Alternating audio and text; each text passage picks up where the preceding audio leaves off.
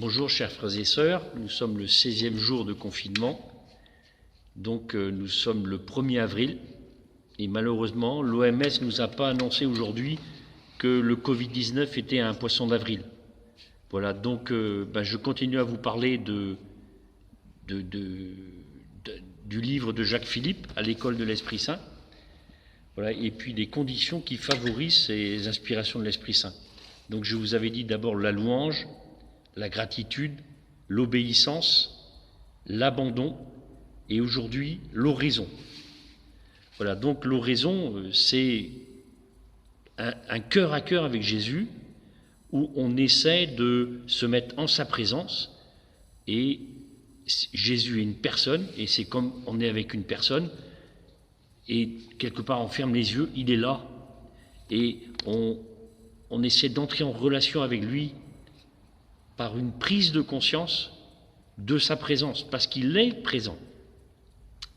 Et donc il s'agit pour nous de dire ce qu'on a sur le cœur, mais aussi d'arriver à donner un espace en nous, un espace qui est ouvert, un espace qui est disponible, et je dirais presque un espace qui est vide, pour permettre à Jésus de mettre des choses dans cet espace, pour permettre à Jésus une parole, et aussi pour permettre à Jésus d'y mettre sa grâce.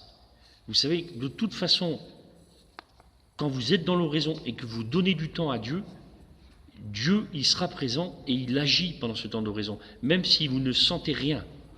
L'oraison, c'est quelque chose qui est simple et qui est à la portée de tous.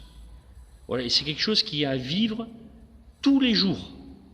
Et chacun doit se trouver le lieu où il va vivre cette oraison pour être tranquille, le moment où il va vivre cette oraison aussi pour être dans le calme, et la durée qu'il va donner à cette oraison.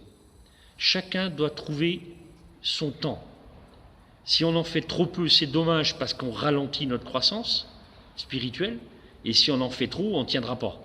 Donc il s'agit pour nous de trouver la durée de notre oraison et de la vivre tous les jours. Voilà, chers frères et sœurs, cette oraison est à notre portée, c'est une mise en présence de Dieu, on dit ce qu'on a sur le cœur à Jésus et on donne de l'espace en nous, ouvert, pour accueillir ce que Jésus veut nous donner, sa grâce, sa parole.